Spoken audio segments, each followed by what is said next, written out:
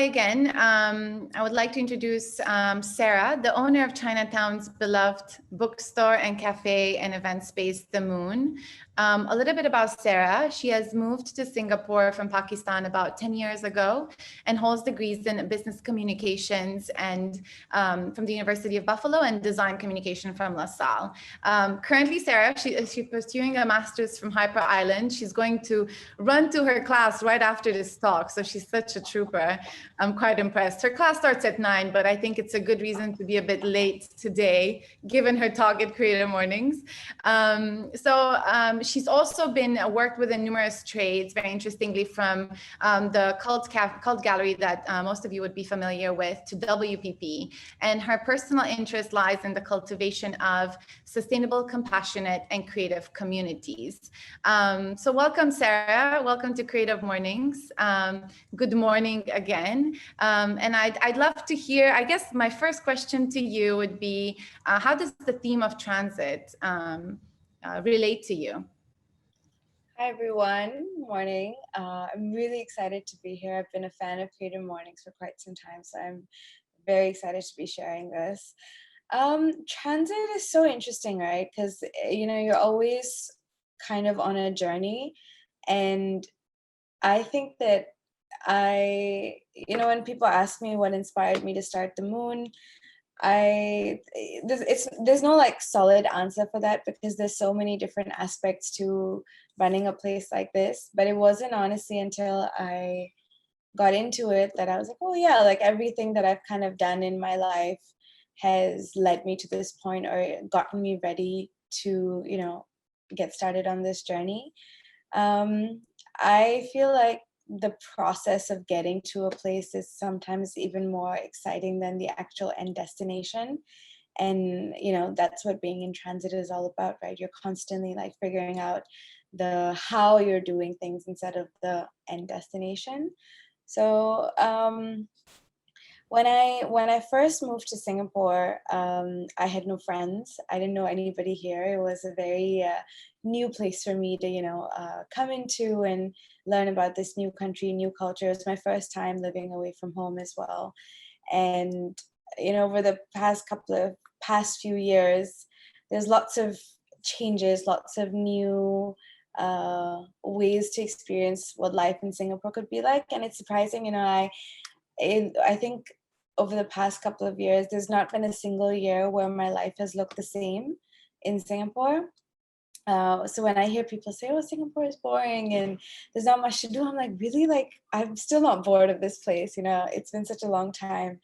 And when I started the journey to develop the concept of The Moon and get into building the place, it's, I think that like sometimes I still have to pinch myself and be like, oh, wow, this place actually exists, because I think in my mind, it's a constant process of improvement. And, we all are learning so much every single day. So for me, with every new book that I read, I have new ideas and I'm like, okay, how can I apply this into this space? So to me, I don't really see The Moon as an end goal for my personal journey. I see it as it's a space that's constantly evolving and growing, and I don't know what it'll be in the next couple of years, but I hope it continues to be something that enriches the community that we've created over the past 2 years.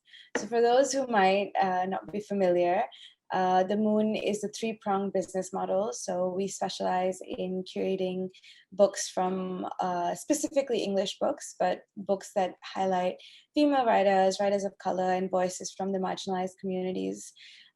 We have a cafe because what goes better with a great book than a wonderful cup of coffee? And then we have a space upstairs. So we're based in a shop house, and we have a space on the 3rd floor, which on normal days serves as an extension of our cafe space. So you can grab a drink, your books, and head upstairs, or it also doubles up as our event venue. So we host our own, a whole plethora of events, from meditations, book clubs. Currently, we're running a bead bar every Friday. So you can come in and hang out on our mezzanine, and one of our crew will be there to help you make, beaded jewelry, and it's a very relaxing activity. And we try to make it an experience that is as seamless as possible, and that, you know, complements every different aspect of the experience that, you know, people have when they come in. So we have a little community library on our third floor, which is built entirely on community donations, and it's a give one take one. So if you see something there that you like, you're welcome to take it home, as long as you eventually give us something back. You know, books can be expensive, and we want to try to keep, you know, those things in consideration as well, that there should be as little barriers to entry as we can possibly think of. Of course, it's not perfect, but we're always, you know, talking with our customers and talking within our team and trying to come up with ways that we can be more inclusive and, you know, think of the different communities that might need a space like this.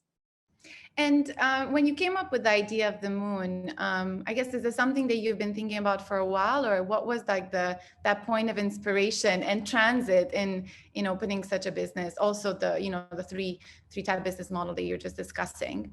Yeah. So how did that come about? So, you know, the very initial idea that I had for the space was in 2016, actually. I was in between jobs, I think. I graduated about a year before that from LaSalle, and my thesis had been on representation of women in modern media.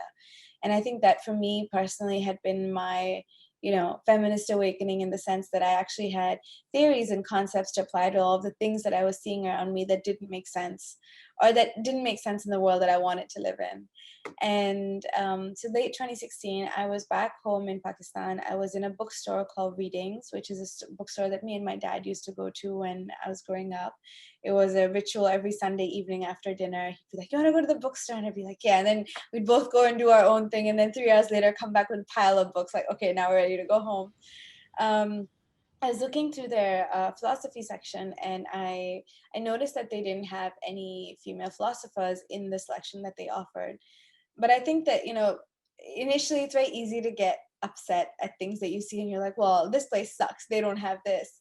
But I think for me, I try to be introspective about these things. And I thought that, okay, well, this shelf doesn't have this.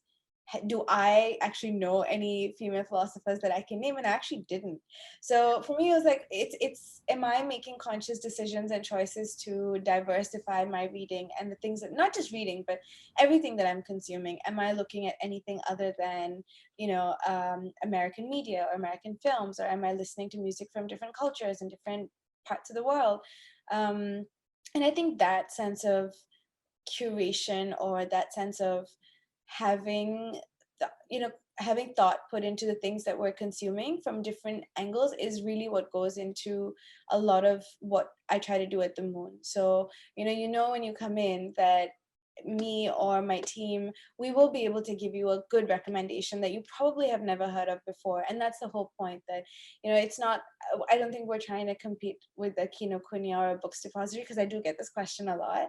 And I think that, you know, those bookstores, they're great if you're looking for a whole backlog of stuff, maybe you're looking for something specific.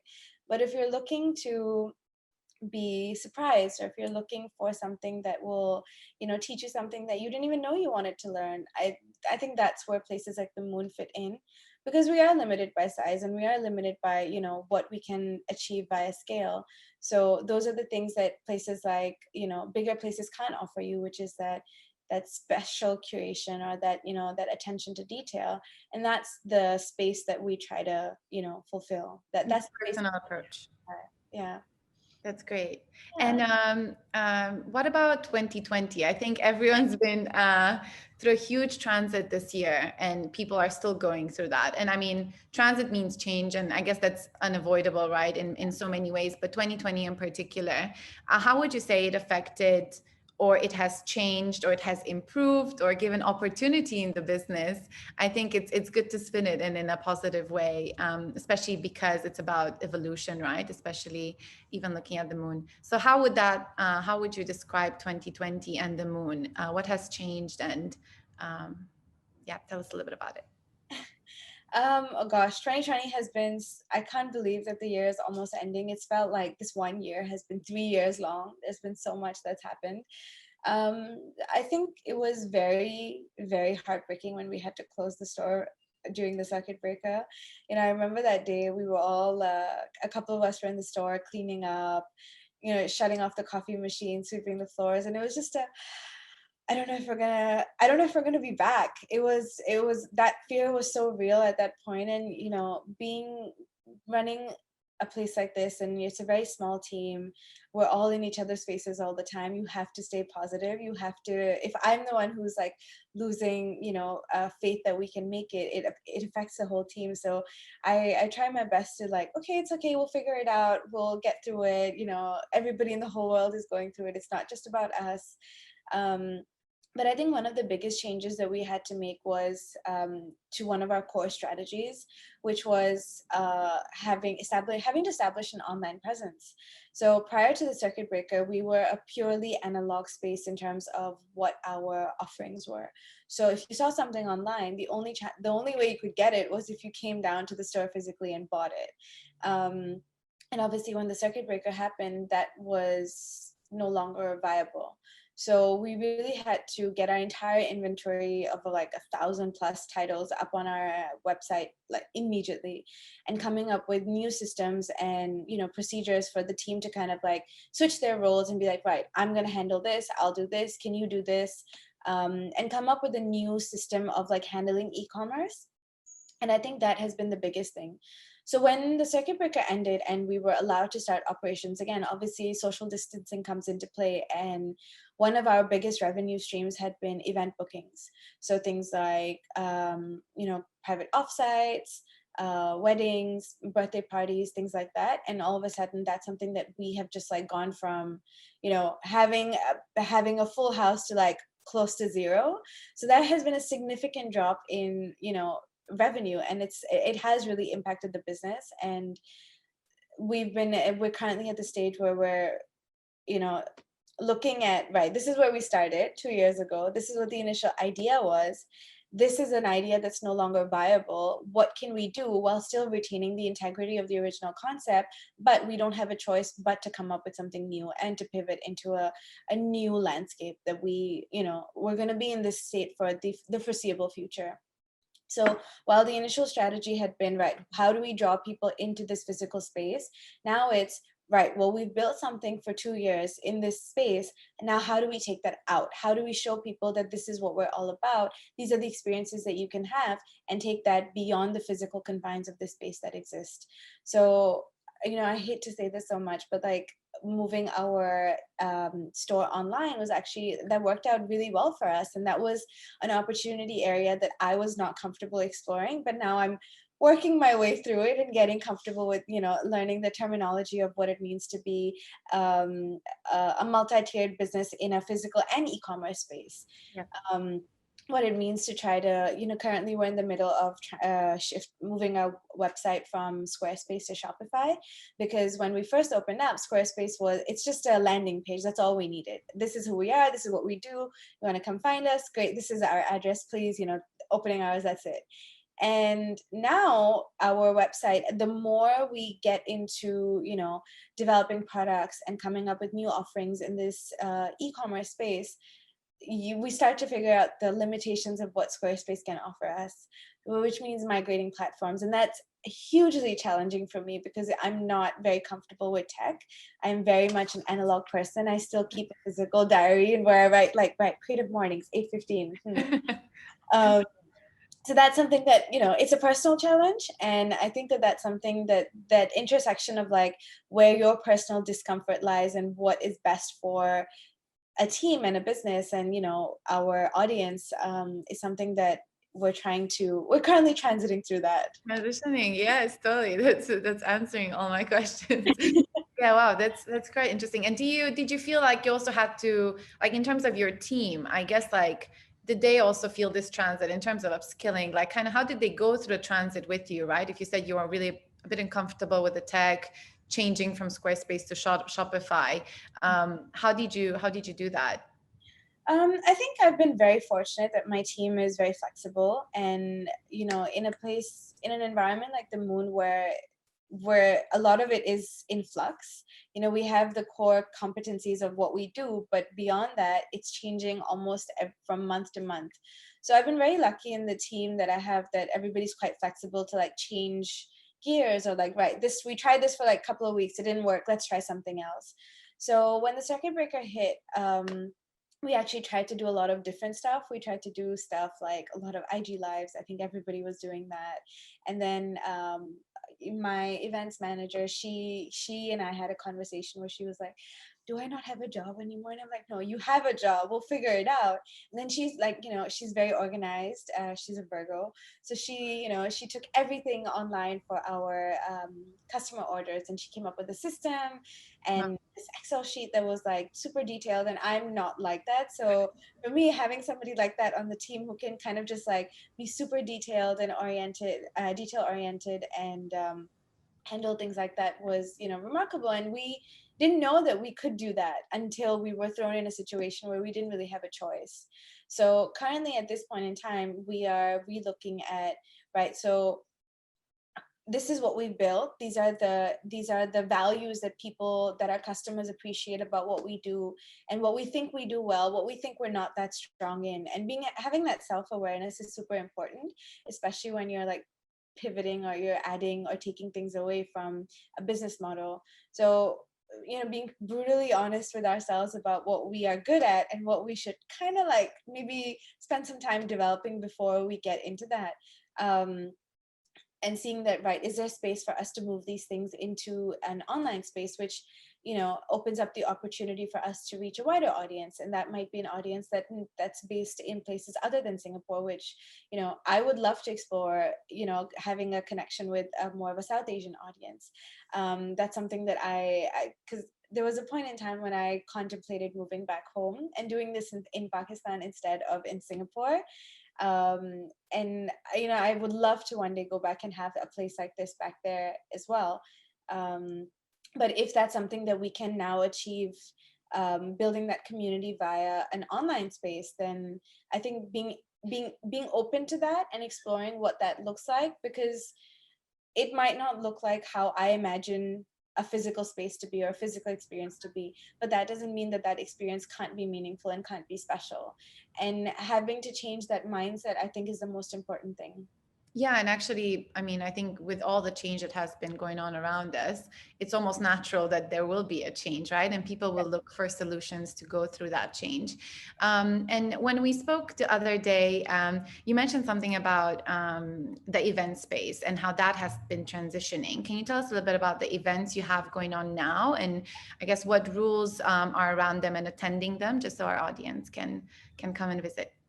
So we when we first started, we were very lucky with a lot of the collaborators that we met. They were just people who had come to grab a coffee or come to pick up a book. We struck up a conversation, or they reached out to us, and they ended up being longtime collaborators. So one of the things that we've been offering consistently has been a full moon meditation, which we have now expanded into a new moon meditation. We have gong baths, we do tarot circles. We've got a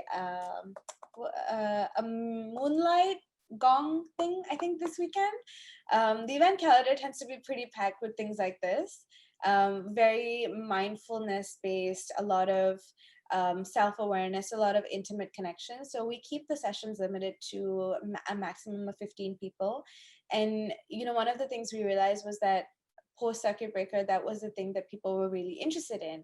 I think that being cooped up at home and having no outlet for expanding all that energy, the meditations ended up being something that people really resonated with. And so we've expanded, the amount that we've had now. So we've, instead of doing one full moon and one new moon, we've opened it up to 2 days, so that, again, because we're limited by 15 people, we decided to open up a second day. And I think that that's something that I personally really enjoy. That I'm really into mindfulness and meditation, and trying to sit with my thoughts. And I think that for me, the most important thing when it comes to my business is I don't want to be posting things, or I don't want to be selling things that I myself would not consume, or that I myself would not be comfortable attending. And I think that that it was a piece of advice that somebody gave me a couple of years ago when I was first starting out. An ex-colleague, and he said that, you know, whatever you end up deciding to do with a space like this, because it's so intimate, it's so personal, that you really have to be comfortable with putting bits of yourself into this. And you know, the thought of that did make me a little uncomfortable at the beginning, because I'm like, oh, why would anybody be interested in the things that I'm interested in? But I think that learning to look beyond yourself and realizing that there's Yeah. more commonality that we have, and there's a lot more opportunity for connection over the shared interest that we have, was something that really, really helped. Thank you, Sarah. Thank you for sharing with us the journey of transit. I think transiting from your business, but also transiting through 2020. I'm sure there's going to be more of that, right, as the time progresses. And I would really like to open the floor to the audience to ask any questions that you might have. You can use the chat function and put your questions there, and we'll address them. Yes.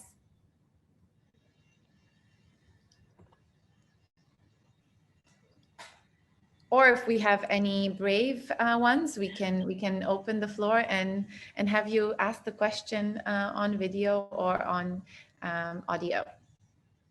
I see a couple of familiar faces. Great. Yeah, it's nice to see people's faces in the morning.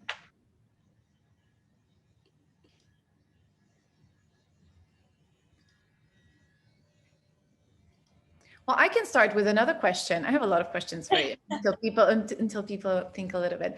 How do you, I mean, you've spoken a little bit about the selection of books, but how do you choose the books, and how do you curate the experience and the mix that you have in the Moon?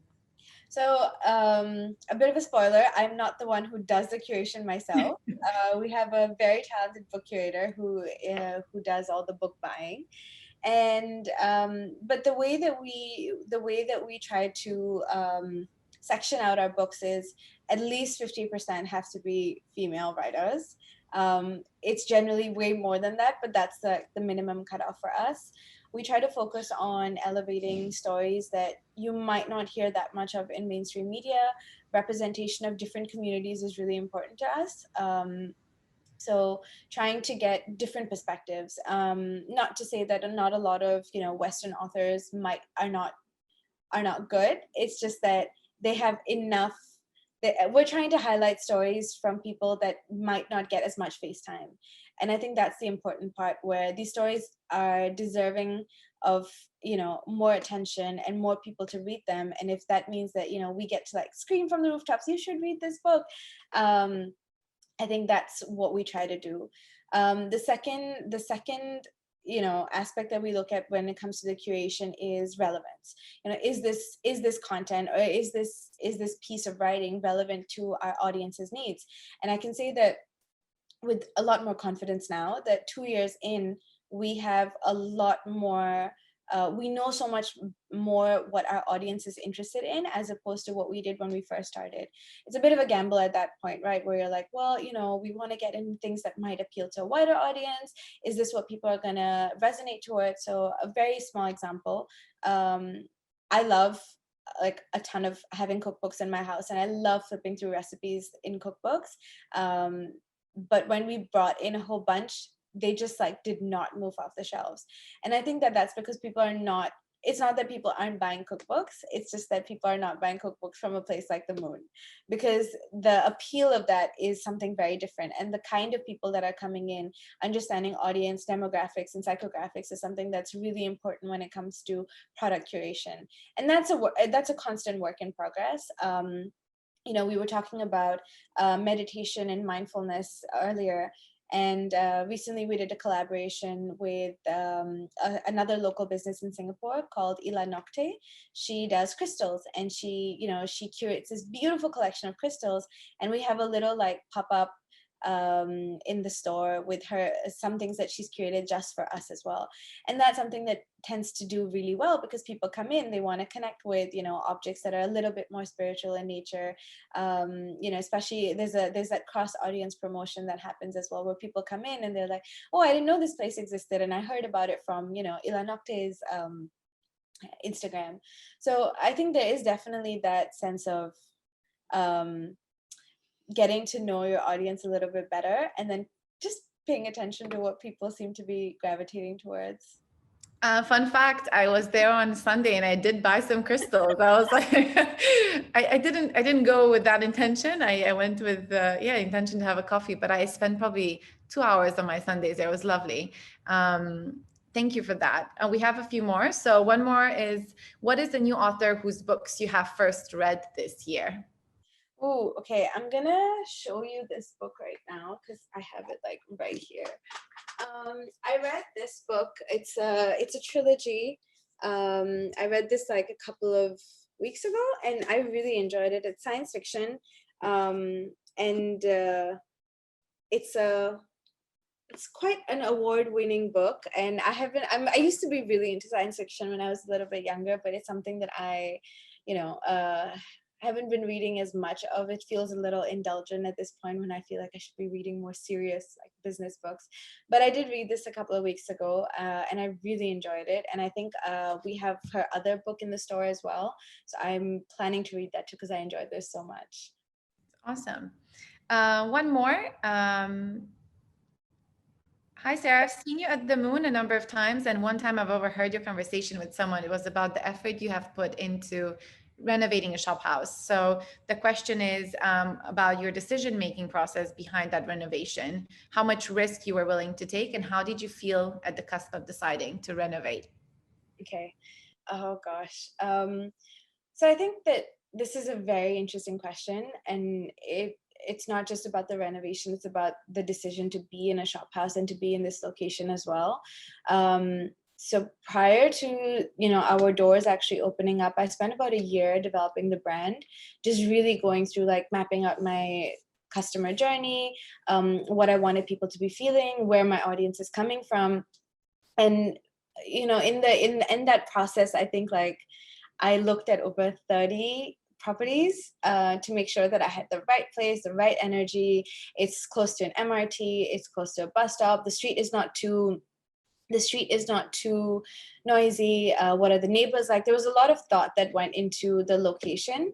And I think that there were times when I was like, okay, well, how would this idea translate if it was in a shopping mall as opposed to a shop house, because they're old and they're expensive, and there's a lot of things that are constantly going wrong in a shop house.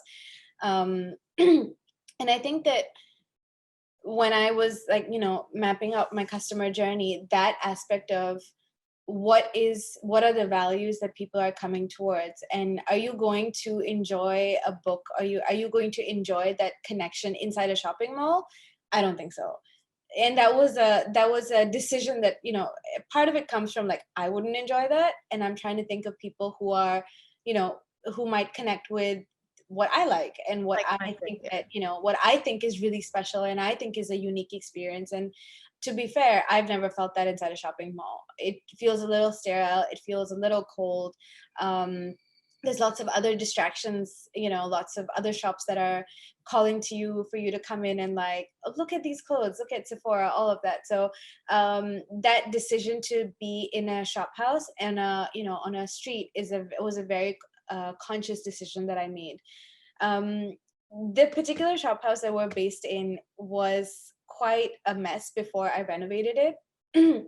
And there were plenty of other places that I came across that wouldn't have required the amount of work that I put into this space, but I felt like a lot of them didn't have the same energy to it as this place when I walked in. So, things like location was super important. Obviously, cost is also important. There was this one beautiful place that I saw on Club Street.